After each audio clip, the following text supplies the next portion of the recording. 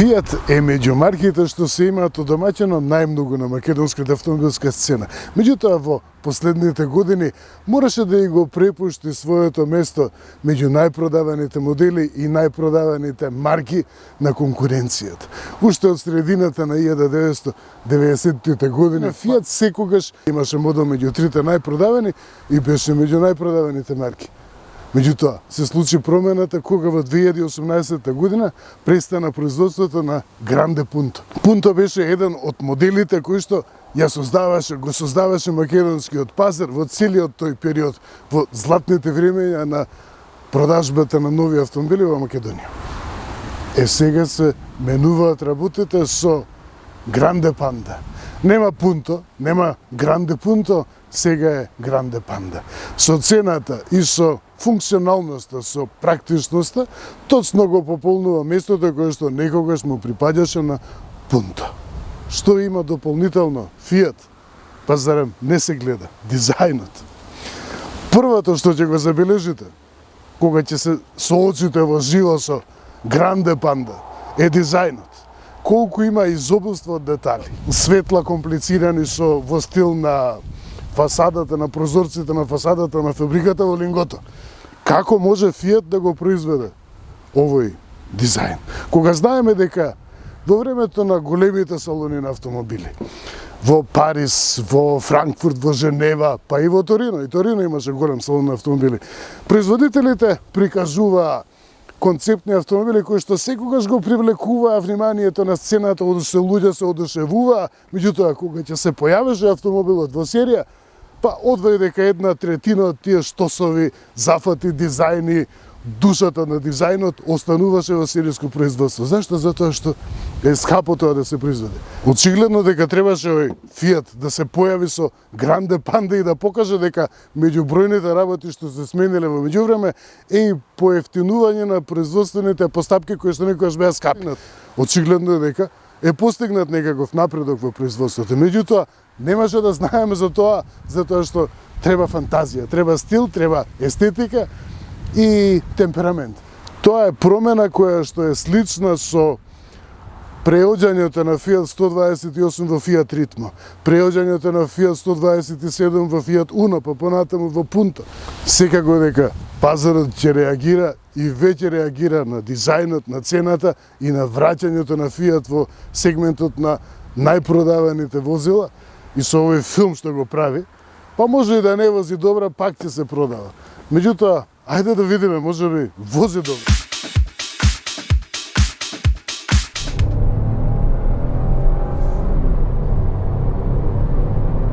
Вообичаениот звук на 3 цилиндри, меѓутоа не е толку нападен. Лесно ја постигнува, ја враќа патната динамика за по автопат. Од овие први впечатоци по кусава делница до скршнувањето на кај по понатаму до Страцин, можем да забележам дека е ниско нивото на бучава, релативно ниско, имајќи предвид дека сепак се работи за моделот Б сегментот, каде што човеки не треба многу да забележува. Покрај тоа што убедува со дизајнот, одушевува, развеселува со дизајнот, значи прави човек да биде среќен со изборот на оваа кола. Ако уште и вози добро, па тоа ќе биде вишок, тоа ќе биде екстра. Така е зборот. Од првите впечатоци,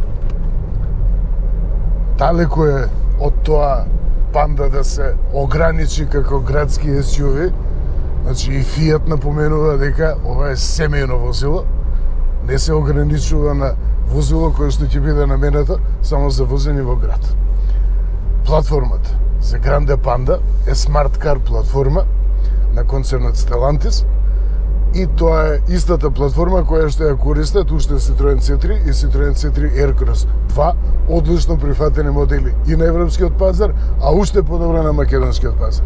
Врз оваа платформа Smart Car, значи која што е глобална платформа, а тоа значи дека Fiat ја користи за да развива од неа модели за цел светски пазар. Значи Fiat продава на секаде, и во Јужна Америка, и во Северна Африка, односно Алжир, Мароко, Тунис, и планира да го нуди како модел дури и на Блискиот Исток. Fiat врз основа на оваа платформа ќе развие уште два модели. Едниот ќе биде SUV, значи нешто слично како C3 Aircross, која што ќе биде 4,5 метри долга и ќе има уште изведба за која што се верува дека ќе биде следното типо. И тоа ќе биде нешто како fastback, значи нешто купе кросовер, од тоа што го има покажано претходно C3 Aircross. Оваа платформа, значи, се снаоѓа многу добро и со многу поголеми автомобили, со многу поголема тежина и поголеми димензии, така што тоа само и дава темперамент на Гранде Панда и забавна е за возење. Гранде Панда на тест поседува плаг хибриден погон. Значи има електромотор. Се состои од еден 2-литерски PureTech мотор, 3-цилиндарски со моќност од 100 конски сили и 205 ньютон метри и електромотор со моќност од 21 кило, 28 конски сили и 51 ньютон метар, кој што е вграден во самиот менувач, 6 степен менувач со двојна спојка и со тоа, значи, таквото вградување, таквото изведување на погонот дозволува Гранде Панда често, главно во градски услови на возење, меѓутоа и во други услови на возење, да користи чисто електричен погон. Значи, може целосно да го преземе погонот. Околу моќноста, колку е тоа 28 конски сили, денес кога 100 конски сили се почеток, па тоа е моќност која што е сосем доволна, значи тие 21 киловат се сосем доволни за автомобилот да го одржуваат на темпо на автопат од 120-130 на час. Значи, сепак не се работи за беззначајна вредност, меѓутоа секако дека не може да го одржува тоа темпо подолго време, сепак ограничува батеријата. Тоа и прави, меѓу другото, да биде достапен. Ова е најубавата, најблагодарната форма на електрификација. Овој хибриден погон штеди слично колку хибрид, меѓутоа чини далеку помалку. Со други зборови, многу повеќе ќе ви се исплати да купите плаг хибрид, ваква изведба, во оваа класа, во оваа категорија на возило. Таа ценовна предност ја постигна затоа што има мала батерија која што е сосем доволна. Значи во градски услови на возење одржува фантастично ниска потрошувачка, меѓу другото и е многу попријатен за возење отколку класичен мотор, затоа што го чувствувате вмешувањето на електромоторот во возењето и ви се допаѓа тоа. Има мала батерија која што одвај дека достигнува 1 киловат час, сместена е под седиштето, тежи некаде околу 10 килограми и според тоа што го тврди фабрика, може со таа енергија која што ја располага батеријата, може да се помине некаде околу 1 километар со брзина до 30 километри на час. Што значи дека некој метеж кај, например, кај Рамстор во Скопје, целата таа должина можете да ја поминете електрично. Секој отпуштање на гаста, значи претворање на електромоторот во генератор и во тој случај го користи залетот, ја користи енергијата на залетот за да произведе енергија и да ја надополни мала батеријата. Батеријата се полни брзо. Значи, нема никогаш да забележите дека се испразнила. И тоа значи дека при секое запирање имате плюс енергија на располагање за следниот старт. Секако тоа не е перпетум мобиле, затоа што некаде околу 40% изнесува повратокот на енергијата. Значи, од енергијата што сте ја потрошиле за да забрзате до одредено темпо, кога ќе запрете, 40% од енергијата што сте ја потрошиле се враќа. Ви се допаѓа кога ќе видите како се активира во бројни ситуации електромоторот. Сега при забрзувањето нема многу да биде од корист, чисто моторот е на дело.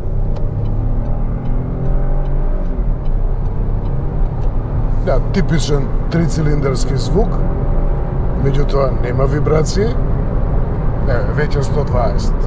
Гранде Панда се нуди во изведба со неелектрифициран погон со 100 конски сили и 6 степен мануелен менувач. Меѓу бројните работи на кои што италијанците им даваат посебна смисла спаѓа и економетаров, односно power meter, мераш на испорака на моќност. И има едно топче, како пинг-понг се движи и ве забавува некако, ве забавува кога ќе го погледнат. Развеселува. А тоа ми покажува, например, што се случува во моментот со погонот. Сега возам по надолнина, ова е долга надолнина и сега полни. Меѓутоа и оваа мала надолнина, значи 500 метри, се сосем доволни за да се поднаполни батеријата. Нема можност за рачно менување на степените на пренос. Тоа е една мала заштеда во споредба со претходните модели со благ хибриден погон на Stellantis. Немам ниту спортска програма, економична програма, нормална програма и тоа е напуштена веќе. Единствено што може да се интервенира, да се зафати е L. Меѓутоа, повеќе целта е при спуштање да се ограничи брзината, значи да не се сопира, да не се притиска врз сопирачките и да се полираат дисковите, да држи преносот во повисок степен за да има посилно моторно сопирање, затоа што сепак е автоматика. Многу пати ќе ве изненади кога ќе слушнете како електромоторот се вклучува. Присутен е тој звук, тука по надолнината, првата контролна точка е тука. Да видиме што ќе каже за потрошувачката. Просечна 5,9. Да видиме како ќе се снајде оваа Гранде Панда со попредизвикувачкиот дел, каде што се вози подинамично.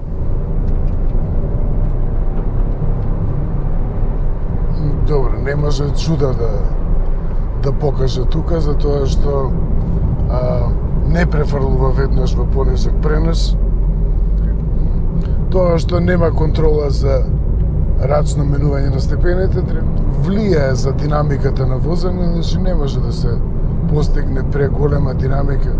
А сега кога ќе ја погледнам потрошувачката тука брзо по планинскиот превој, тоа е жгури преку 800 метри, гледам дека се сработил електромоторот своето. 6,5 еве го паѓа.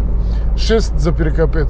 Со други автомобили, со оваа големина, со оваа моќност, значи тука, пред да се спуштам до пробиште, добивам вредности од 9-10 литри. Укажува на делотворноста на благиот хибриден погон. Едноставно да си функционира, меѓутоа не го чувствувате тоа.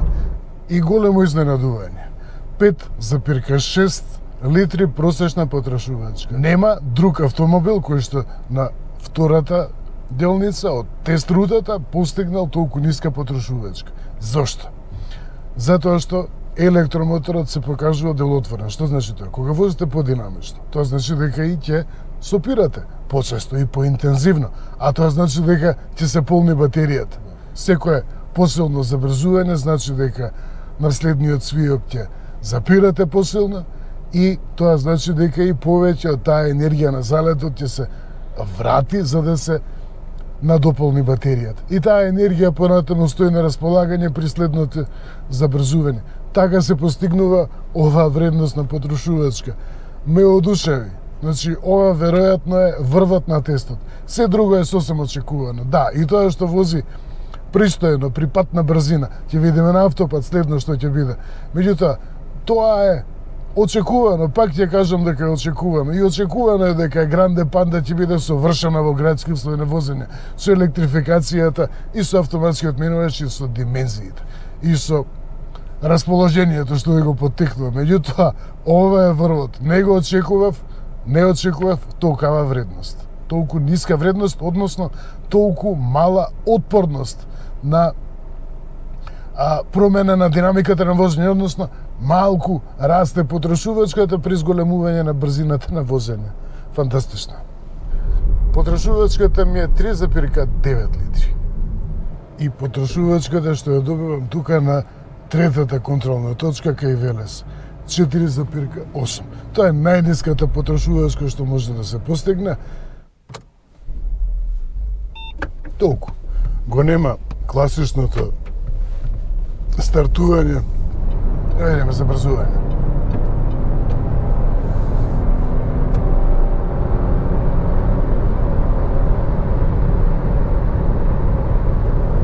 Не се напрега, не се чувствува напрегање. На горнинава не е напрегање.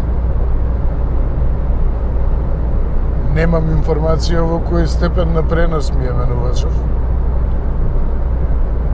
Меѓутоа, според нивото на вртежи, верувам дека е во 6-тиот степен. Сега да видиме меѓу забрзувањето. До 60 ќе забавам. Значи, брзо вклучи, во доволно низок пренос.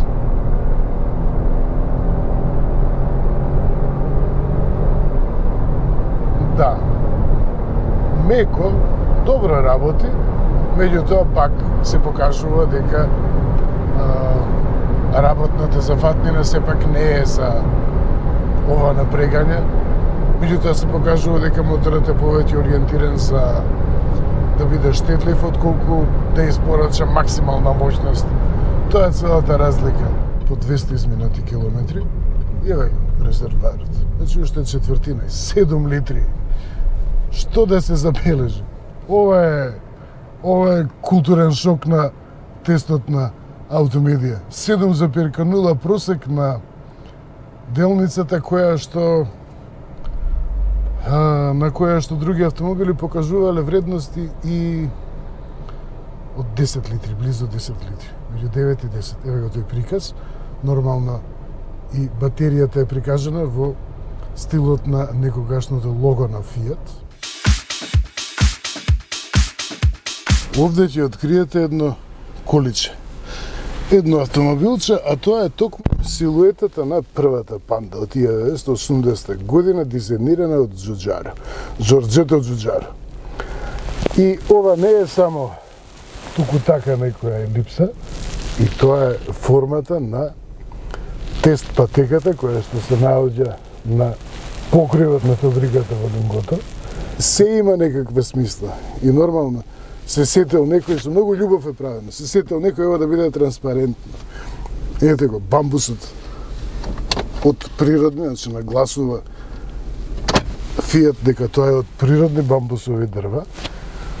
Добра инспирација. Со климата се ракува со физички копчина, тука нема ништо проблем, тоа се тие фамозни прекинувачи, односно многу корисни прекинувачи за исклучување на двете предупредувања што најмногу здодева. И оваа форма секако е по пример на Лингото, тест патеката. Уште постои и тоа е музејски центар патен во меѓувреме. Се е доработено плюс и ова е многу важен детал. Значи, додека во други автомобили гледате само дисплеј. И тоа е се, нема ништо друго. И копчиња нафрлени негде, ставени онака, колку да не изгледа дека ги заборавил некој. Тука многу повеќе внимание се посветило на дизајнирањето, па вклучувајќи ги и боите. Значи, несвојствени, свежи бои. Бојава надворешноста, секако, таа е заштитна боја и тоа е бојата со која што е лансирана панда и секаде ги има тие детали. Сина боја. Ми се допаѓа материјалов, значи не е груба пластика, оддава пристоен квалитет.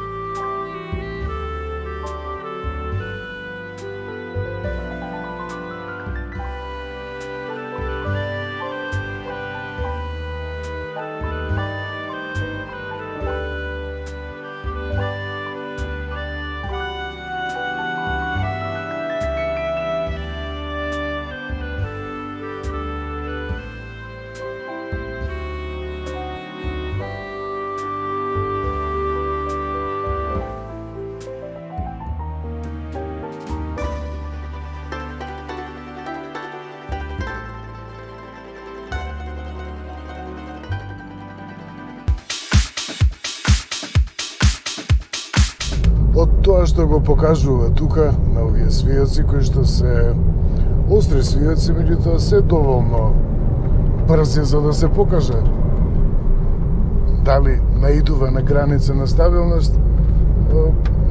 Нема никакви реакции. Нагло одземање газ во свијок каде што веќе се појавува, значи се наближува до граница на стабилност, не наидува на такви проблеми. Тука е сепак и да, тука може да биде и подзамрзнато малку. Управувањето нема многу повратна информација, меѓутоа за разлика од старите електромотори кои што се користеа за поддршка на сервоуправувањето, денес се користат многу посилни електромотори и поскапи, па го нема тој проблем со стерилноста на управувањето некогаш. Да, малку е поправено, меѓутоа немаш да се очекуваат чуда, сепак ова и не е замислено како тркачки автомобил, туку како автомобил со достапна цена, со големо име. Прави задоволство во возење, нема преголемо наведнување во свијоците, нема чувствителност, доволно е директен управувачот, за некакви спортски аспирации нема. Може би ќе се изведе некоја абарт изведба, не се спомнува за сега. Напред е големина на градски автомобил, значи пунто. Седнувањето е лесно, прагот е низок, малку е поширок, може би за нијанса. Просторноста е сосем вред, средишната конзола не е премногу масивна, значи имате просторност, можности за одлагање како италијански автомобил има фантастично многу.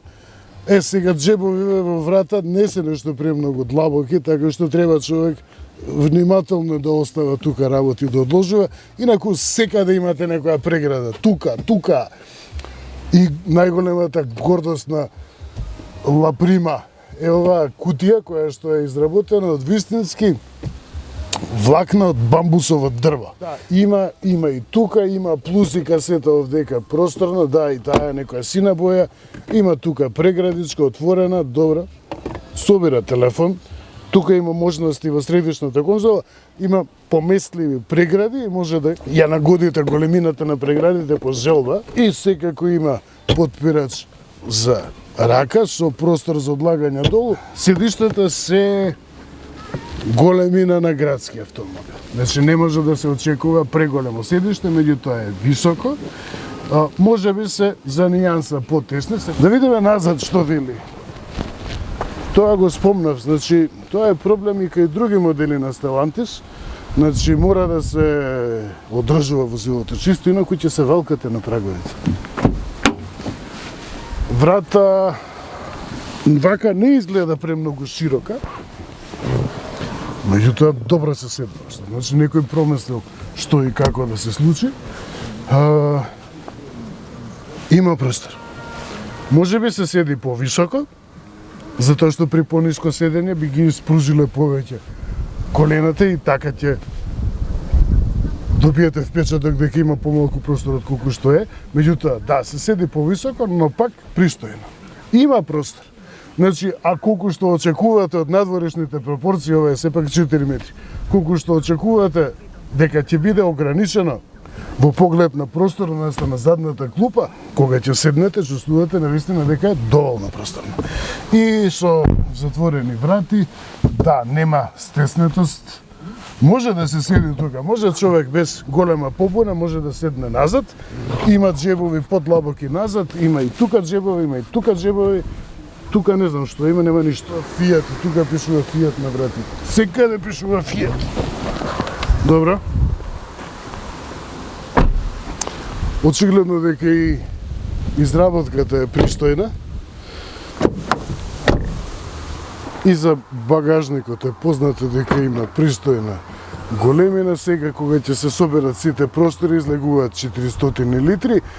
Висок е товарниот трап, значи кога ќе качувате гајба со пиво, тоа кој пие пиво, значи ќе мора повисоко да го подигнете. Висок е товарниот трап, меѓутоа тоа придонесува за крутоста на каросеријата и секако е важно и за електричната изведба, каде што има тежина плюс од батеријата долу. Има прстени за прицрстување, за да не ви лута товарот кога ќе го ставите, да го прицврстите. Соборувањето е со јамки, нема рачки, нема нешто посебно рачки. Ете го, толку. И да, во поглед на практичност, затоа им се допаѓаат на луѓе БС-ови, затоа што имаат простор, се функционални, ќе се најдат во најразлична пригода, ќе ви се најдат. Сега, тука се добива нерамен под. Зошто нема дводелен под, тоа не знам. Зошто во Лаприма нема, значи, цврст под тука, па да биде рамно притоварење. Не знам, да, малку, значи, е проблематично, ако се товари, не може да го лизгате товарот целост, значи не може да се лизга безпрекорно, да се лизга, па целата оваа површина да биде воедно, меѓутоа, а кој внимава на такви работи, ете ви германски автомобили, дизајнирани неиталијански. Од тоа што би можело да се очекува тука, значи овие куси нарамнени, автомобил со релативно кусо меѓуоскин расстојанија, тука ќе биде немирен и слично, меѓутоа не забележувам некакви непријатни потреси, вибрации, патем и меѓуоскиното расстојание е за околу 10 см поголемо во споредба со пунта од пред 20 години. Се чувствува зрелост која што е неочекувана, за многумина е неочекувана за автомобил од оваа големина и од оваа ценовна категорија. А како се случи тоа? Електричните автомобили. Оваа панда, Гранде Панда, се произведува и во изведба со целосно електричен погон. А тоа значи дека при проектирањето било земено предвид дека оваа панда ќе вози и електрично. А тоа значи цврстината на каросеријата, изолацијата, сето тоа е дополнително изведено, потрошено е дополнително за да се придушат звуците, вибрациите и да се култивира практично возењето заради електричната верзија. И од тоа профитираат, значи влечат корист благата хибридна изведба и класичната изведба, прочуената тест рута за комфорот. Ево го, тука почнува. Тука се многу неправилно изведени споевите на патот, како да се возите во воз. Работата е што кај пандава нема крута реакција, значи ми се допаѓа тоа што не реагира круто, се слуша, не се толку, не се врвно придушени звуците од подвозјата, да, присутни се дефинитивно. Таа звучна изолација што се покажува делотворна при возење по автопат и воопшто при возење во средини, не се покажува толку делотворна тука на лош пат, значи лош оштетен пат. Но за класата, за ценовната класа, добива добра оцена. Сега ова е најлошиот дел. Овде е раскршен патот, коловозот. И окей. Меко. Ќе кажам дека тоа што повеќе двои е колку е мека амортизацијата, реакцијата на подвозјето, сепак се работи за 17-ки тркала и за зимски гуми. Значи повеќе остава впечаток колку меко амортизира, а помалку во поглед на звучната изолација. Меѓутоа верувам дека тоа е подобар варијанта од колку да биде се придушено, а целата каросерија да скока, да се тресе и слично. Уште една оцена плюс во насока на карактерот на Гранде Панда како семеен автомобил со кој што нема само да се вози низ град, туку ќе се патува. Завршната изработка надворешно оддава добар впечаток. Монтажата секако се врши во фабрика во Крагуевац. Тоа е фабрика на Stellantis. Нема врска со некогашните погони на Застава. Значи, спенети се технологии, производствени процеси и слично, се работи според најсовремени технологии. изработкава.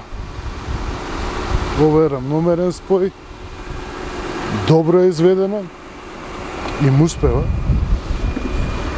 Зјаевиве е рамномерен, да, е тенок, не е најтенкиот зјај, меѓутоа е рамномерен во секој случај. Да, значи добро упасување, што би рекле по немакедонски. Вратата на багажникот исто нема отстапување, лево и десно, значи исто зјајот. И ако има можеби 1 милиметар би било, тоа ќе им се прости во секој случај. Да, пристојно е. Неколку пати имам забележано дека некој изменаџирал, некој шеф изменаџирал во Стелантис и наредил да се работи квалитетно, да се подигне квалитетот. Тоа се веќе неколку години назад, значи квалитетот на изработка на Стелантис, па ајде би го споредил дека се приближува до Volkswagen. Во внатрешноста материјалите се добри. Нема материјал да го допрете, а да ви остави непријатен впечаток. Нема такви груби материјали ефтини и ова не звучи празно, значи има некаква облага, убава е влежиштена. Можеби овие две завртки можеби не би требало да се забележуваат. И споевите да ги видиме, да, пристојно. Можеби тука единствено што забележав е дека е оставен рап на ова, значи ова сината површина е оставен рап. Можело малку тука да се омекне овој рап тука, чисто во поглед на германската завршна изработка. Ова е совршено вклопено. Ова е убаво вклопено, прецизно се работи. И материјалот и изработката на седишта се дел од филмот Panda Made with Love in Fiat. И да, материјалот е допадлив, изгледа издржливо, меко се обложени седиштата, за разлика од страниците. Страниците се потврдо обложени, меѓутоа седачката површина е помека. Материјалот е во ред, ова е некоја имитација на кожа, меѓутоа изгледа пријатно, да, многу е пријатно. Дури ви се допаѓа чувството кога ја допирате оваа површина, овој материјал. За изработката, ова ми е чудно. Значи, тука завршува заптевката и се нормално си оди и доаѓа тука и тука завршува вака. Значи, тоа не пречи, меѓутоа не изгледа убаво, само не изгледа убаво. Тоа не е дека нема да трае. Се е убаво склопеното, се роботи што се е сработено, меѓутоа тоа единствено го забележав и тука оваа завртка. Чисто визуално. Оваа сина пластика, убава боја, пријатна боја, свежа боја, несвојствена, не е црна. Значи се откажа, италијанците се откажа од сиво, па и од црното. И затоа се е во некоја боја што е различна. Има црни детали, меѓутоа не е до толку, нема сиво. Друга посебност на материјалот што е вака бојадисан е тоа што е изработен од рециклирана амбалажа од пиелок, односно млеко, сокови и слични работи. И кога ќе допрете, не добивате впечаток дека да, тоа е рециклирана пластика, не, напротив изгледа сосем пристојно и оваа тука бела пластика и таа веројатно некој рециклат. Браншата денес е под притисок, значи за да ја смали на колку е можно помала мера емисијата на CO2 и искористувањето на материјали и слични работи. Сега забележувам дека и на вративе пишува Fiat. Каде се пишува Fiat? Fiat. горди се, зошто да не пишува Фијат? Мора да пишува Фијат. Видиме, нема за подигнување, значи нема ниту јамка, нема ниту рачка за да се подигне, туку има само една дупка тука, за да се дојде до овој простор долу. Ова е изведба со кит за поправка на гума. Меѓутоа, обложени се страниците. Тоа е нешто што ме изненади и многу ме направи задоволство, значи да не се гребе. И како изгледа возењето со овој систем, што до воведувањето на безбеден град и на камерите никогаш не бевме свесни, односно не му обраќавме внимание дека постои. Тоа е ограничување на брзината на возење, темпоматите. Веќе со години назад има таа функција, значи ја притискам педалата, меѓутоа побрзо од 50 не вози. Тоа е еден од начините за човек да си го направи возењето низ град покомотно. Вториот начин е темпоматот, кој што едноставно со притискање на режим секојаш ќе се ја враќа брзината на 50, со тоа што при секој седнување ќе мора да го поставувате од ново. Прв пат на тест на Аутомедија, значи ќе биде вклучена и потрошувачката од градската тура. Сега е сабота, 10 до 4 попладне, и дали навистина се чувствува како риба во вода. Гранде Панда во градска средина. Тука е приказот на начинот на работа на погонот. Сега работи чисто на мотор. Еве, сега отпуштив. Постојано се менува нешто.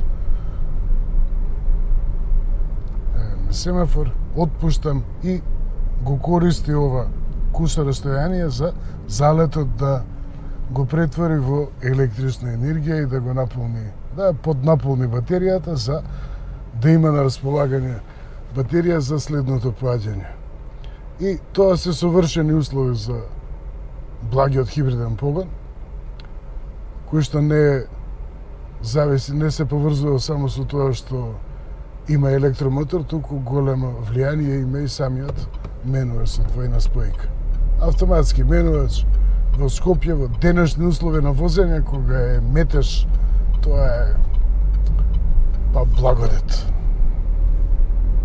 И еве, уште е активен овој систем, значи меѓутоа толку, на 50 не остава. Значи можам да бидам сигурен дека еве, и се слуша електромоторот, се слуша. И ете, следното поаѓање. Тука електромоторот, еве го помага. Моторот е активен, да, меѓутоа и електромоторот помага и го олеснува значително. Што е поентата? Електромоторот произведува вртежен момент, солиден вртежен момент, долго пред моторот да постигне вртежи, кога има солидна вредност на вртежниот момент, односно посилно повлекување. Што значи? Електромоторот прв е тој што го повлекува возилото, што го задвижува, што ја совладува инерцијата. Тоа е напор на моторот при поаѓање. Тежината да се врати во движење. Тоа е поентата. Електромоторот полесно и побрзо ја враќа во движење оваа каросерија тешка 1,4 тон со мене. И еве сега забрзувам, значи притискам, меѓутоа не оди побрзо од 49 толку. И може да бидете сигурни дека нема да ве снимаат камери и слично.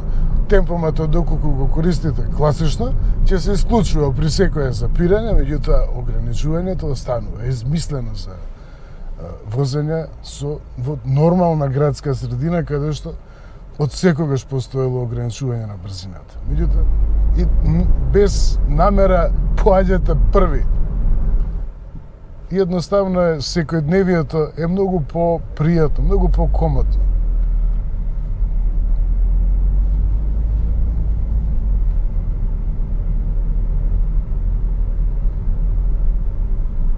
А при тоа цената не е висока, значи хибрид е некаде околу 30% поскап, карикирам, во споредба со модел со обичен погон, со иста моќност. Благиот хибриден погон, па тоа би требало да е некаде околу 10%. Таа е разликата. Меѓутоа, заштедата е во тоа што ја намалува потрошувачката, а речи се колку обичен хибрид. И еве во вакви услови, ова е совршено, значи запирање, поаѓање. Тука друг автомобил, па 10 литри достигнува без проблем и повеќе, со оваа големина, со оваа моќност. Тука немате никакви.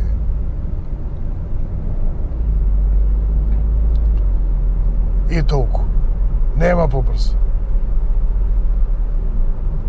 Едноставно човек кога не мора постојано да гледа дали вози 50 или 51 на час, туку знае едноставно дека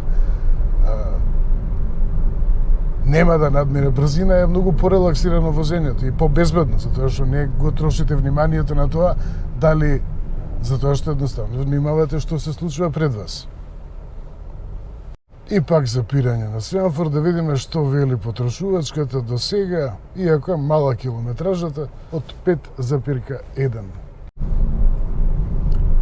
5,3, 5,4. Очигледно е дека во таа вредност, во тој распон ќе се движи потрошувачката, во меѓувреме влае 6,2 просек. Метеж, како во работен ден. Еве ја пред домот на Фијат, тотемот на Фијат, автомобили СК, просечна потрошувачка 5,8. До сега поминав некаде околу 20 км во тие услови и во тој диапазон се движи потрошувачката меѓу 5,5 и 6 литри. Фијат Гранде Панда веродостојно го доловува духот на првата Панда од 1980-тите години како достапен автомобил. Меѓутоа, светот тогаш ја познаваше Панда, тогашната Панда, како блуџинс на автомобилскиот свет. Зошто? Затоа што беше привлечна и како едноставен, достапен автомобил, меѓутоа со големо име на Фијат и дизајн на Джорџето Џуџара. Меѓутоа, Панда се возеше и во отменети италијански кругови, воопшто во цела Европа. Токму така, блуџинс автомобил наменет и за младо и за старо, и за богато, и за некој кој што го почнува привредувањето во животот. Најдоброто е во тоа што Фијат ја понуди Гранде Панда како достапен автомобил.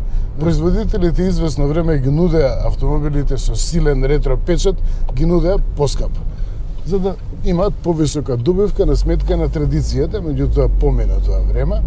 Тоа може да му успее само на Фијат со Cinquecento, па тем се еден од најдостапните модели, меѓутоа го има стилот, го има духот, има душата на италијански автомобил, на Фијат и на Панда. Секако за тоа придонесува голема серијска техника на Stellantis, ова е платформа која што понатаму ќе се користи и за уште поголеми модели, значи е способна платформа, напоменав за тоа, и забавна е за возење. И сето тоа што Гранде Панда го поседува како стил, како емоција, сето тоа личи во Фијат. Во друга марка немаше да се доживува овој стил и оваа приказна така како што се доживува во Фијат и како што се доживува во Панда. Панда секако останува до 2027 година класичната Панда како Пандина, како уште подостапна верзија на Гранде Панда. Тоа само укажува на големината на името Панда, колку значи Панда од една страна за Фијат и колку им значи на купувачите како име. И со ова всушност се дава една нова тежина, ново поглавје на името Панда.